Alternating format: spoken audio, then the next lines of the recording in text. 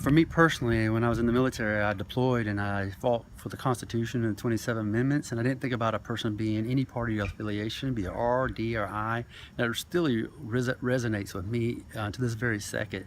I really like talking to people and finding out what's their concern and what makes the issues, what those issues are that we can resolve from a government standpoint or get out of the way in some cases. But particularly the roads are not an R thing or a D thing.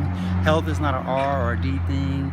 Water, all these other things, 80% of what we do amongst the community is not even a politically affiliated or attributed to a political party, and just really focus on those things. Sometimes it is, and because there's different viewpoints, and that's where we just have to come together at the table and talk things through. But we think of ourselves as independents in that sense, and sometimes it's called purple, but that's just kind of a colorful way of saying it, but we really do like focusing on what the people want and need.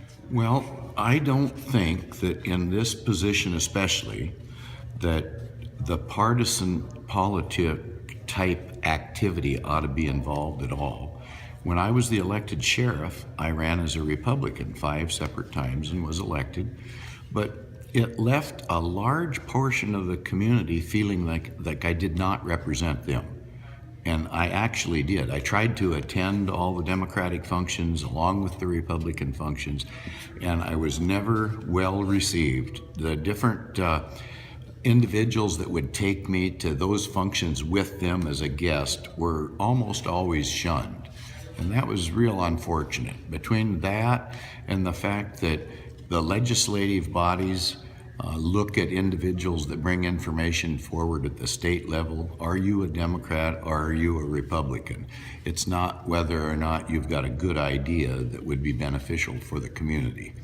So I'd been out of the sheriff's position for 10 years, and I thought, you know what? I really think the best way to approach this is from actually no party affiliation is the way the title was on the ballot for me.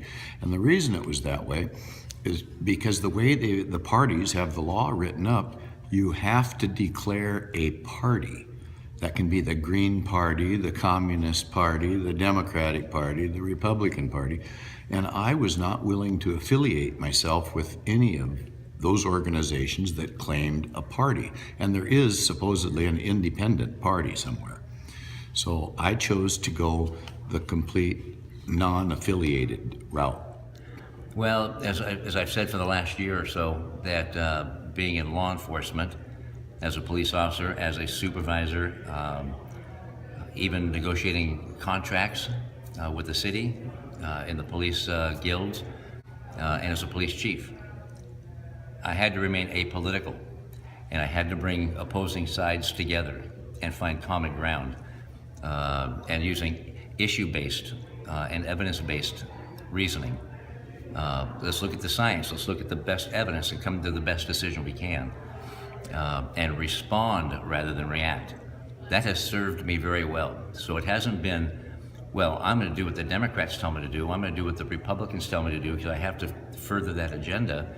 And not that it's bad, I'm just saying that's the reality of the two-party system. I come at it from down the center. And how can we bring people on, no matter what party they're with, and they may not be with any party, but how do we bring people on either side of any issue, bring them together? And how do we compromise? Because it's about the art of compromising, really. It's not all going to be one way or the other. It's compromising.